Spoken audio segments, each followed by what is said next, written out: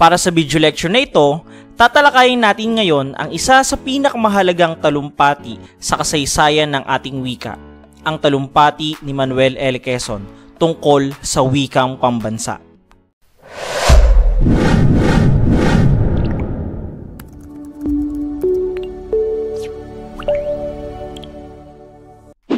Ang talumpating ating pag-aaralan ay pinamagatang Wikang Pambansa ni Manuel L. Quezon. Ito ay salin sa Filipino ng kanyang talumpati sa San Juan de Letran, Intramuros, Manila, noong 7 ng Nobyembre, taong 1937. Si Pangulong Quezon ang pangunahing tagapagtaguyod ng pagkakaroon natin ng sarili nating wika na magbubuklod sa ating bansa. Sa bahaging ito, ipinaliwanag ni Pangulong Quezon ang pangangailangan para sa sariling wika. Malinaw niyang sinabi na hindi niya nais na Kastila o Ingles ang maging wika ng pamahalaan. Naniniwala siyang kailangan magkaroon ng sariling wika ang Pilipinas, isang wikang nakabatay sa isa sa mga katutubong wika.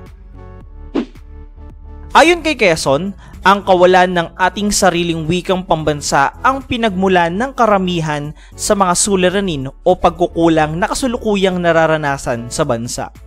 Itinuro niya na ang pagnanais na gayahin ang lahat ng kilos banyaga, mabuti man o masama, ay dahil sa isang kahinaan, ang kakulangan ng isang tunay na pambansang kamalayan.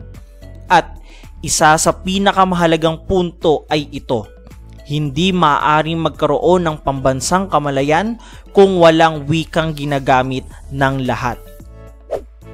Ibinahagi ni Quezon ang kanyang personal na karanasan bilang Pangulo.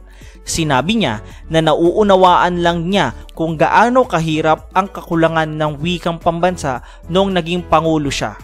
Bilang Pangulo, siya ang kumakatawan sa bayang Pilipinas at sa mga Pilipino. Ngunit, kapag naglalakbay siya sa mga lalawigan at kinakausap ang kanyang mga kapwa mamamayan, kailangan niya ng tagapagsalin. Nagtanong siya, nakakahiya, hindi ba? Ipinapakita nito ang praktikal at emosyonal na pangangailangan ng isang wikang pambansa. Kahit gusto niyang itaguyod ang pagpapatuloy ng pagtuturo sa Ingles at Kastila sa mga paaralan, nanindigan si Quezon na dumating na ang panahon upang magkaroon tayo ng isang wikang pambansa. Ngunit ang pagpili ay may hamon dahil bawat rehiyon ay may sariling mithiin. Ang mga Ilocano ay gusto ng Ilocano, ang mga Tagalog ay gusto ng Tagalog, at ang mga Bisaya ay gusto ng Bisaya. Ito ang nagpapakita ng hirap ng pagpili. Sa huli, ipinakita ni Quezon ang kanyang taus-pusong pangako. Inamin niya na Tagalog ang ginagamit nila sa pamilya. Ngunit, sinabi niya na kung sasabihin ng mga dalubhasa na mangyan ang katutubong wikang pinakamainam gamitin, mangyan ang tatangkilikan niya higit sa ibang wika. Ito ay nagpapakita ng kanyang pagiging makabayan at walang pagkiling. Nagbigay siya ng halimbawa na handa siyang mag-aral ng Ilocano, Bisaya o ano pamang ibang katutubong wikang para lamang magkaroon tayo ng wikang ginagamit ng lahat. Ipinakita ni Pangulong Quezon na ang desisyon sa wikang pambansa ay hindi tungkol sa personal na kagustuhan, kundi sa pagkakaisa at kapakanan ng buong bayan.